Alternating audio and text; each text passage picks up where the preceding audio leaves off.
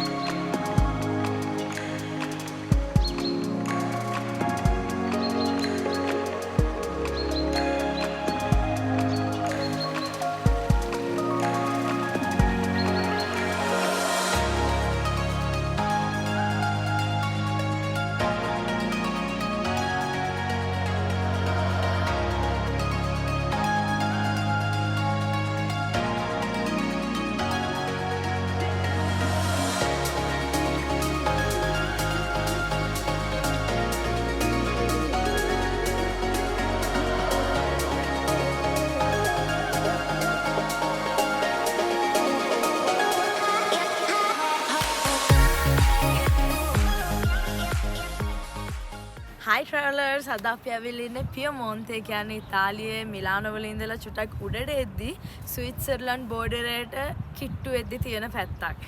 ඉතින් මේ පැත්ත ගොඩක් ෆේමස් ලේක්ස් වලට.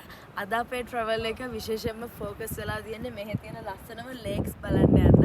ඉතින් යන් අපිත් එක්ක ටඩා.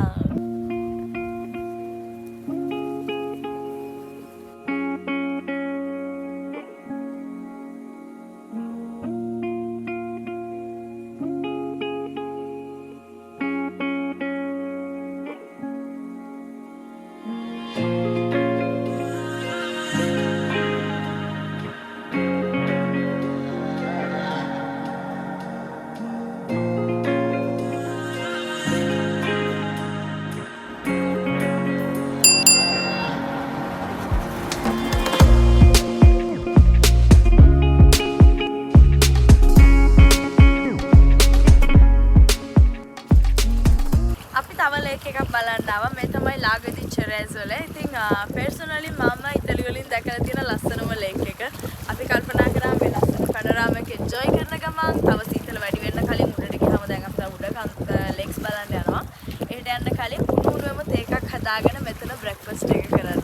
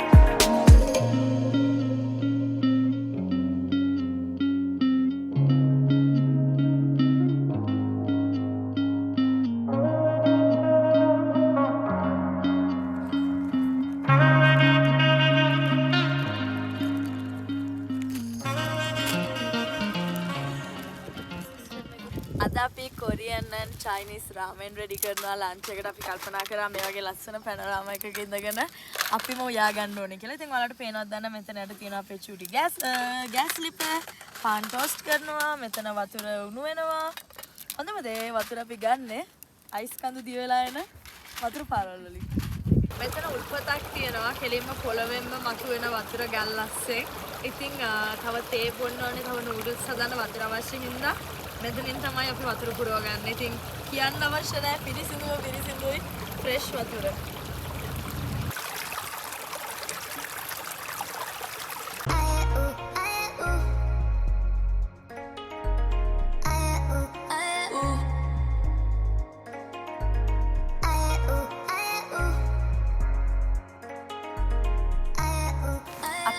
කෑම එකක් හදලා ඉවරයි. දැන් ඕපන් කරලා තත්ත්වය බලන්නයි යන්නේ.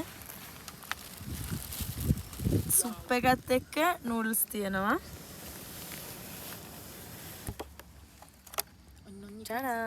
අපි මේ ප්ලාස්ටික් ප්ලේට් නෑ නේ.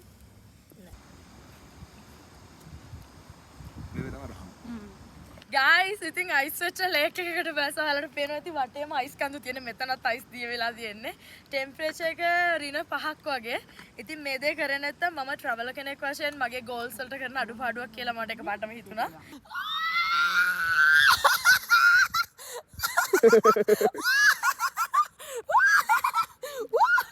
උණු දෙකක් ඕනේ විස්කි බෝතලයක් හරි මොකක් හරි දෙන්න එතන අමාරු සිටුේෂන් එකක් ඉතින් මං කරපු පිස්සු වැඩෙන් පස්සේ කට්ටියක් චුට්ටක් ඇඟරත් කරගන්නයි අපි උණු මුණු තේ එකක් හදා ගන්නවා. ඉතින් කොහෙ ගියත් ලංකාවේ ලිප්ටන් ටී. අනේ අයියෝ හොට් වෝටර් දෙන්න ටී දෙන්න. තේ දෙනවා.